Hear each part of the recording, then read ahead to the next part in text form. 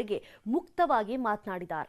ಕಷ್ಟದ ಸಮಯದಲ್ಲಿ ಜೊತೆ ನಿಂತವರಿಗೆ ಬೆನ್ನೆಲುಬಾಗಿ ಸಾಥ್ ಕೊಟ್ಟವರಿಗೆ ಸ್ಪೆಷಲ್ ಥ್ಯಾಂಕ್ಸ್ ಹೇಳಿದ್ದಾರೆ.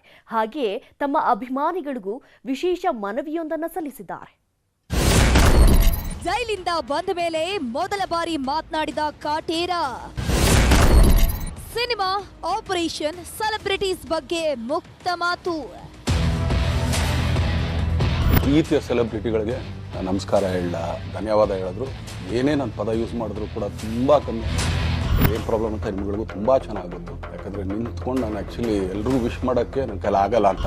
ಆಪ್ರೇಷನ್ ಅನ್ನೋದು ಕಟ್ಟಿಟ್ಟು ಬುತ್ತಿ, ಅದು ಎಲ್ರಿಗೂ ಗೊತ್ತು, ನನಗೂ ಗೊತ್ತು. ದಯಮಾಡಿ ಯಾವ ಹೂವಾಪೋಗಳಿಗೂ ನನ್ನ ಸೆಲೆಬ್ರಿಟಿಗಳು ಕಿವಿಗೆ ಹಾಕೋಬೇಡಿ. ಒಂದ್ಸಲಿ ನನಗೆ ಕ್ಷಮೆ ಕೊಟ್ಟರು. ಕಾಟೇರ ಕನ್ನಡ ಸಿನಿಮಾ ರಂಗದ ಅಜಾನುಬಾಹು. ಮೆಜೆಸ್ಟಿಕ್ನಲ್ಲಿ ತನ್ನದೇ ಸಾಮ್ರಾಜ್ಯವನ್ನ ಕಟ್ಟಿಕೊಂಡಿದ್ದ ಚಕ್ರವರ್ತಿ.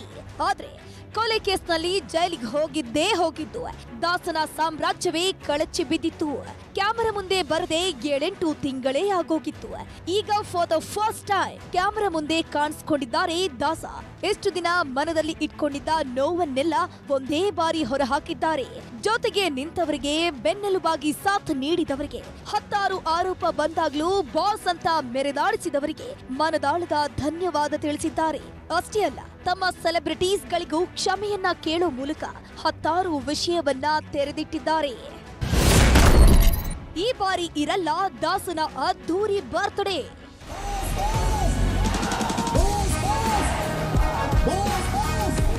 ನಟ ದರ್ಶನ್ ಜೈಲಿಂದ ಬಂದು 2 ತಿಂಗಳೇ ಆಗೋಯ್ತು. ಆದ್ರೆ ತಮ್ಮ ಅಭಿಮಾನಿಗಳ ಬಗ್ಗೆ ಎಲ್ಲೂ ಮನದ ಮಾತನ್ನ ಹಂಚಿಕೊಂಡಿರಲಿಲ್ಲ. ಫ್ಯಾನ್ಸ್ಗೆ ದರ್ಶನವನ್ನು ನೀಡಿರಲಿಲ್ಲ. ಹೀಗಾಗಿ ಫೆಬ್ರವರಿ 16ರಂದು ದರ್ಶನ್ರ ಬರ್ತ್ಡೇ ಇದೆ. ಅವತ್ತೇ ದಾಸನ ಜೊತೆ ಅದ್ದೂರಿ ಹುಟ್ಟುಹಬ್ಬ ಆಚರಿಸಬೇಕು ಅಂತ ಅವರ ಅಭಿಮಾನಿ ಬಳಗ ಪ್ಲಾನ್ ಮಾಡ್ಕೊಂಡಿತ್ತು. ಆದ್ರೆ ಅಭಿಮಾನಿಗಳ ಆಸೆಯನ್ನ ದರ್ಶನ್ ನಿರಾಸೆ ಮಾಡಿದ್ದಾರೆ. ತಮ್ಮ ಆರೋಗ್ಯದ ಕಾರಣದಿಂದಾಗಿ ಈ ಬಾರಿ ಬರ್ತ್ಡೇ ಆಚರಿಸಲ್ಲ ಅಂತ ಹೇಳಿದ್ದಾರೆ. ಹಾಗೇನೆ ತಮ್ಮ ಸೆಲೆಬ್ರಿಟೀಸ್ಗಳಿಗೆ ಧನ್ಯವಾದದ ಜೊತೆಗೆ ಕ್ಷಮೆಯನ್ನು ಕೋರಿದ್ದಾರೆ. ಎಲ್ಲ ನನ್ನ ಪ್ರೀತಿಯ ಸೆಲೆಬ್ರಿಟಿಗಳಿಗೆ ನಮಸ್ಕಾರ ಹೇಳ, ಇಲ್ಲ ಥ್ಯಾಂಕ್ಸ್ ಹೇಳ, ಇಲ್ಲ ಧನ್ಯವಾದ ಹೇಳಿದ್ರು. ಏನೇ ನಾನು ಪದ ಯೂಸ್ ಮಾಡಿದ್ರು ಕೂಡ ತುಂಬ ಕಮ್ಮಿ. ಯಾಕಂದರೆ ನೀವು ತೋರಿಸಿರೋಷ್ಟು ಪ್ರೀತಿ, ಅಭಿಮಾನ ಅದು ಯಾವ ಥರ ರಿಟರ್ನ್ ಮಾಡೋದು ನನಗೂ ಗೊತ್ತಾಗಲ್ಲ. ಈಗ ಆ್ಯಕ್ಚುಲಿ ಬರ್ಡೇ, ಯಾಕಂದರೆ ನೀವುಗಳು ತುಂಬ ಆಸೆ ಪಟ್ಟಿದ್ರಿ, ನನಗೂ ತುಂಬಾ ಆಸೆ ಇತ್ತು. ಯಾಕಂದರೆ ಪ್ರತಿಯೊಬ್ಬರನ್ನು ಮೀಟ್ ಮಾಡಿ ಥ್ಯಾಂಕ್ಸ್ ಹೇಳೋಣ ಅಂತೇಳಿ. ನನ್ನ ಹೆಲ್ತ್ ಇಶ್ಯೂ ಅಷ್ಟೇ, ಇನ್ನೇನೂ ಇಲ್ಲ. ಏನು ಪ್ರಾಬ್ಲಮ್ ಅಂತ ನಿಮ್ಗಳಿಗೂ ತುಂಬ ಚೆನ್ನಾಗಿ ಗೊತ್ತು. ಯಾಕಂದರೆ ನಿಂತ್ಕೊಂಡು ನಾನು ಆ್ಯಕ್ಚುಲಿ ಎಲ್ರಿಗೂ ವಿಶ್ ಮಾಡೋಕ್ಕೆ ನನ್ನ ಕೈಲಿ ಆಗಲ್ಲ ಅಂತ. ಸೊ ಆದ್ದರಿಂದ ದಯಮಾಡಿ ಎಲ್ಲ ನನ್ನ ಸೆಲೆಬ್ರಿಟಿಗಳು, ನನ್ನ ಪ್ರೀತಿಯ ಸೆಲೆಬ್ರಿಟಿಗಳು ಇದೊಂದ್ಸಲಿ ನನಗೆ ಕ್ಷಮೆ ಕೊಟ್ರಿ. ಕಾಟೇರನಿಗೆ ಆಪರೇಷನ್ ಕಟ್ಟಿಟ್ಟ ಬುತ್ತಿ.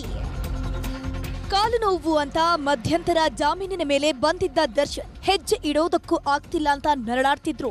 ಆಪರೇಷನ್ ಮಾಡದೇ ಇದ್ರೆ ಏನಾಗುತ್ತೋ ಅಂತ ಹೆಜ್ಜೆ ಹೆಜ್ಜೆಗೂ ನರಕ ನೋಡಿದ್ರು. ಆದ್ರೆ ಪೂರ್ಣ ಪ್ರಮಾಣದ ಬೇಲ್ ಸಿಕ್ಕು ಇಷ್ಟು ದಿನವಾದ್ರೂ ಆಪರೇಷನ್ ಬಗ್ಗೆ ತುಟಿಕ್ ಬೆಟಿಕ್ ಅಂದಿರ್ಲಿಲ್ಲ. ಈಗ ಇದ್ರ ಬಗ್ಗೆಯೂ ದರ್ಶನ್ ಮಾತನಾಡಿದ್ದಾರೆ.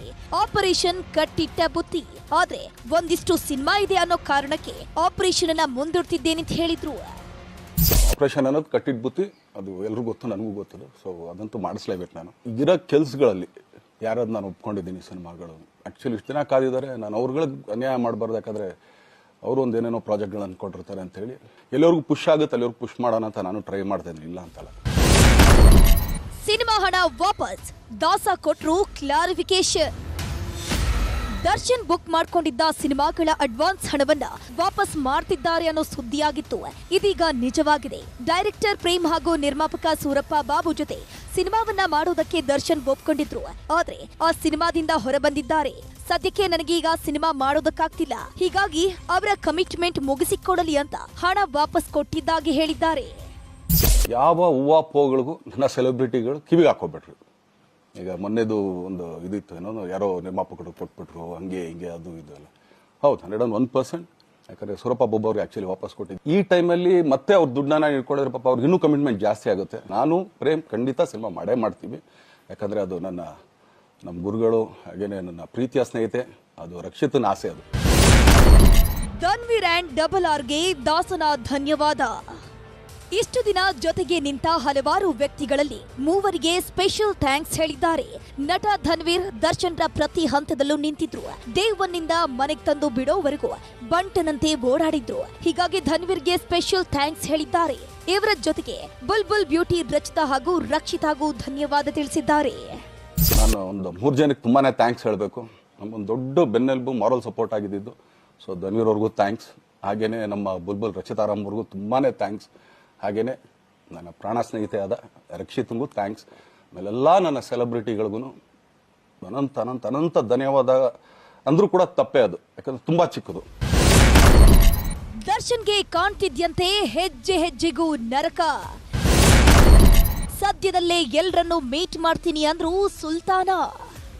ಈ ಬಾರಿ ಬರ್ತ್ಡೇ ಮಾಡಿಕೊಳ್ಳಲ ಎಂದಿರುವಂತಹ ದರ್ಶನ್ ಸದ್ಯದಲ್ಲೇ ಎಲ್ಲರನ್ನ ಮೀಟ್ ಮಾಡ್ತೀನಿ ಅನ್ನೋ ಭರವಸೆ ನೀಡಿದ್ದಾರೆ. ಕಾಲು ನೋವು ತುಂಬಾನೇ ಕಾಡ್ತಿದೆ, ತಿಂಗಳಿಗೊಮ್ಮೆ ಇಂಜೆಕ್ಷನ್ ತೆಗೆದುಕೊಳ್ತಿದ್ದೀನಿ, ಆಗ 15 ದಿನ ರಿಲೀಫ್ ಅನ್ಸತ್ತೆ, ಆಮೇಲೆ ಮತ್ತೆ ನೋವು ಶುರುವಾಗತ್ತೆ. ಹೀಗಾಗಿ ಈಗ ಎಲ್ಲರನ್ನೂ ಮೀಟ್ ಮಾಡೋದಕ್ಕಾಗಲ್ಲ, ಮುಂದೆ ಖಂಡಿತವಾಗ್ಲೂ ನಿಮ್ ಜೊತೆ ಇರ್ತೀನಿ ಅಂತ ಹೇಳಿದ್ದಾರೆ.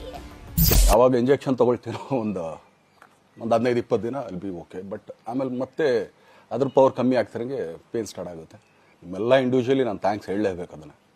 ಆದರೆ ಈಗಲ್ಲ, ಇನ್ನೊಂದು ಸ್ವಲ್ಪ ದಿನ ಆಗಲಿ, ಯಾಕಂದರೆ ನಂದು ಸ್ವಲ್ಪ ಯಾಕಂದರೆ ಈಗಲೇ ಕಾಲೆಲ್ಲ ಸ್ವಲ್ಪ ನಂಬಾಗ್ತಾ ಇದೆ.